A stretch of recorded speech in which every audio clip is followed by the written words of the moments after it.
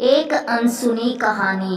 शमशान में जब महर्षि दधीचि के मांसपिंड का दाह संस्कार हो रहा था तो उनकी पत्नी अपने पति का वियोग सहन नहीं कर पाई और पास में ही स्थित विशाल पीपल वृक्ष के कोटर में 3 वर्ष के बालक को रख स्वयं चिता में बैठकर सती हो गई।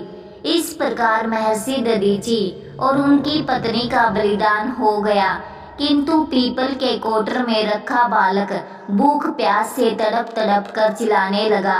जब कोई वस्तु नहीं मिली तो कोटर में गिरे पीपल के गोदों को खाकर बड़ा होने लगा। कालांतर में पीपल के पत्तों और फलों को खाकर बालक का जीवन येन केन प्रकारेण सुरक्षित रहा। एक दिन देवर्षि नारद वहां से गुजरे। नारद ने पीपल के कोटर में बालक को देखकर उसका परिचय पूछा। नारद, बालक तुम कौन हो? बालक, यही तो मैं भी जानना चाहता हूँ। नारद, तुम्हारे जनक कौन है? बालक, यही तो मैं भी जानना चाहता हूँ। तब नारद जी ने ध्यान धर देखा।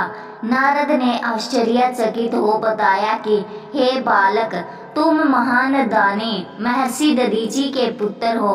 तुम्हारे पिता की अस्थियों का वर्जन बनाकर ही देवताओं ने असुरों पर विजय पाई थी। नारद ने बताया कि तुम्हारे पिता दधीचि की मृत्यु मात्र 31 वर्ष की वय में ही हो गई थी। बालक, मेरे पिता की अकाल मृत्यु का कारण क्या था?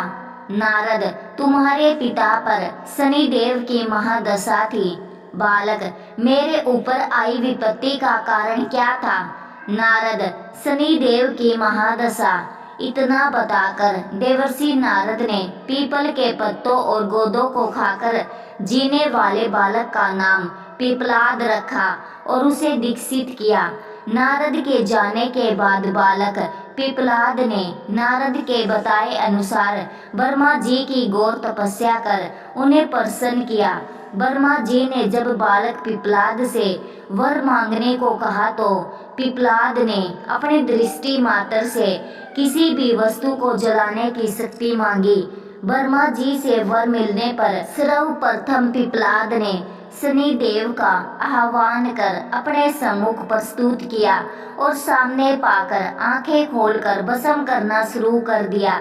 शनिदेव शरीर जलने लगे। ब्रह्मांड में कोलाहल मच गया।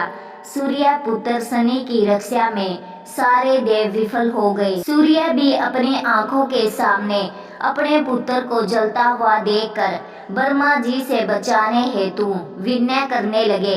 अंततः ब्रह्मा जी स्वयं पिपलाद के सम्मुख पधारे और शनिदेव को छोड़ने की बात कही, किंतु पिपलाद तैयार नहीं हुए। ब्रह्मा जी ने एक के बदले 2 वर मांगने की बात कही। तब पिपलाद ने खुश होकर निम्नवत 2 वरदान मांगे। 1 जन्म से वर्ष तक किसी भी बालक की कुंडली में शनि का स्थान नहीं होगा, जिसे कोई और बालक मेरे जैसा अनाथ ना हो। मुझ अनाथ को शरण पीपल वृक्ष ने दी है। अतः जो व्यक्ति सूर्योदय के पूर्व पीपल वृक्ष पर जल चढ़ाएगा उस पर शनि की महादशा का असर नहीं होगा। ब्रह्मा जी ने तथा वस्तु कहकर वरदान दिया। तब पिपलाद ने जलते हुए शनि को अपने ब्रह्मदंड से उनके पैरों पर आघात करके उन्हें मुक्त कर दिया, जिससे शनि देव के पैर क्षतिग्रस्त हो गए और वे पहले जैसी तेजी से चलने लायक नहीं रहे। अतः तभी से शनि शनैश्चरति या शनैश्चर अर्थात जो धीरे चलता है वही शनैश्चर है कहलाए। और शनि आग में जलने के कारण काली काया वाले अंग भंग रूप में हो गए। संप्रति शनि की काली मूर्ति और पीपल वृक्ष की पूजा का यही धार्मिक हेतु है। आगे चलकर पिपलाद ने प्रश्न उपनिषद की रचना की, जो आज भी ज्ञान का वृहद भंडार है। आज की कहानी आपको कैसी लगी?